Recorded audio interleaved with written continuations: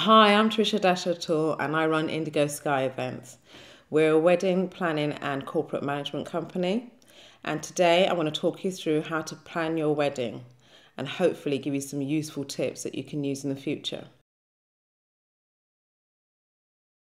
So if you are watching this, congratulations are in order. So here's to the bride and groom to be. So once you've done your research and you've had a look at the books and the magazines, you realise how big planning a wedding is actually going to be. Despite how small, if you only have 20 guests to 200 guests, it's huge, it's a big deal. I have a book and it's like a Bible. And basically you write down every single thing that you think you need to be doing, when it needs to happen and why it needs to happen. It sounds very detailed and it sounds very difficult to do and time consuming and labour intensive, but it's worth it. When you're looking at your deadlines, think about how much you want to spend. Be realistic. This comes back down to actually doing some research as well. Once you set your budget, try your hardest to stick to it. I'm a great believer in having things to do list and delegating those things on the list as well.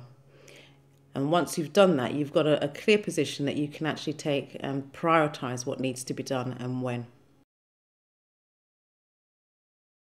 Believe it or not, it's never too soon to start planning your wedding. Some people start a year ahead, some people start 2 years ahead. It's good to do these things when you feel comfortable, but recognise that the date that you're working to, once you've put it out there, it is public and you can't go back on that. You'd be amazed at how quickly churches get booked up, photographers, receptions, dresses, all these sorts of things need to be thought about. Even your dress, a year ahead, ladies, I know. You'll be a size 12 when you start off and you think, I'm never going to make it to my wedding as a size 12, but you'll start dropping the pounds off just naturally planning your wedding. You can insure almost anything in your life. Do insure your wedding. There are so many people involved in planning your wedding and making sure that this happens that you should have insurance for it. For the men out there, choosing the best man is just like for the woman choosing the maid of honour.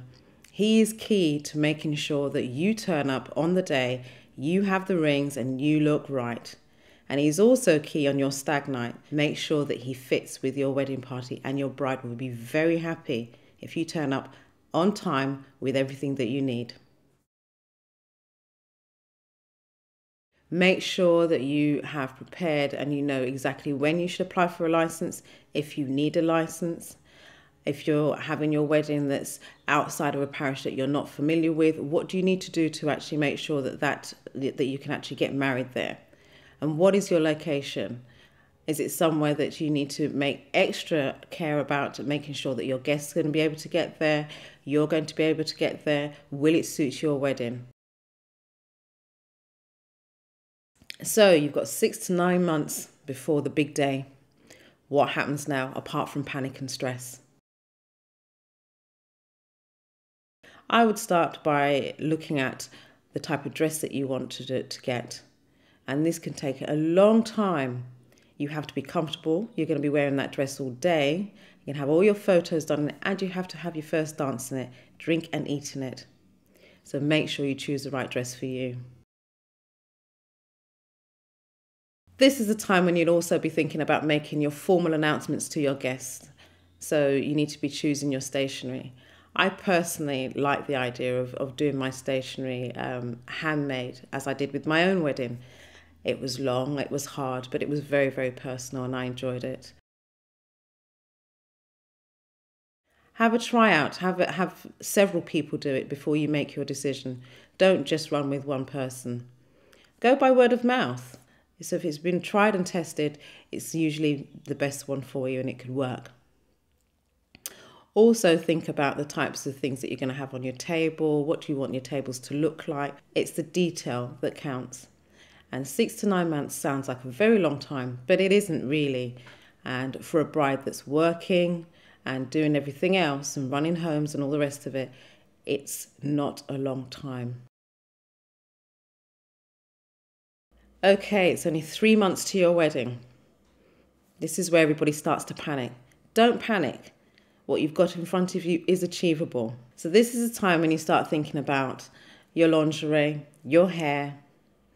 Have your guests replied? Have you even sent out the invitations? Who's coming? When are they coming? Do they need dietary requirements? What kind of gifts do you want? Are you going to have a standard wedding list? Are you going to have people buy you duvets, toasters, 3 and 4 toasters in some cases? Or are you going to go for gift vouchers or do something more on the charity side? These are the types of things that you need to be thinking about at 3 months. On top of that, to even set more panic, you need to think about what you're doing for your honeymoon. Have you got your passports in check? Do you need any vaccinations? Do you even need to think about your name change and all that sort of thing? Write everything down. The list is huge, it's humongous, but you will get there and everything you need to do for your wedding is achievable. Check your suppliers, check the venue, make sure that you've got the flowers coming at the right time, who's going to decorate the church, who's going to be responsible for getting the cake there, is your hair going to be done, make sure that you've had a good run through, practice everything that you think needs to be done on the day.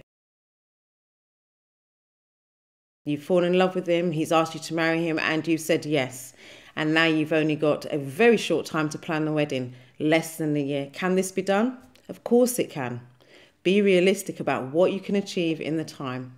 Set your date and work backwards. Again, nothing should be different. Write it all down, double check it. Make sure that you have a good hand of people to help you.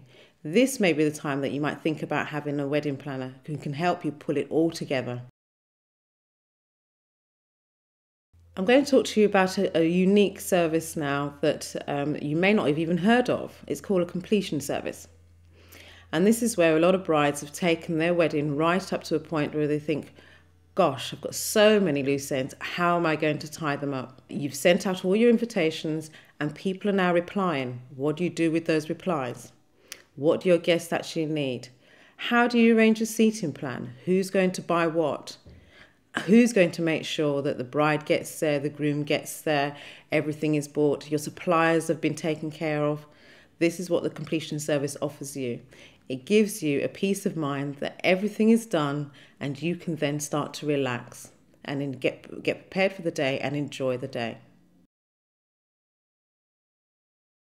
And this means it gives you the security of having somebody that's there in the background, not as your wedding guest or part of your wedding party, in the background to make sure that people are going where they should go, things are ending when they should end, and you just simply relax and enjoy the day.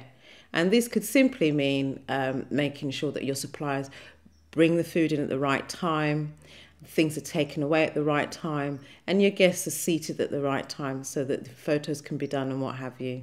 And it's an invaluable service, and a lot of my clients actually take that up.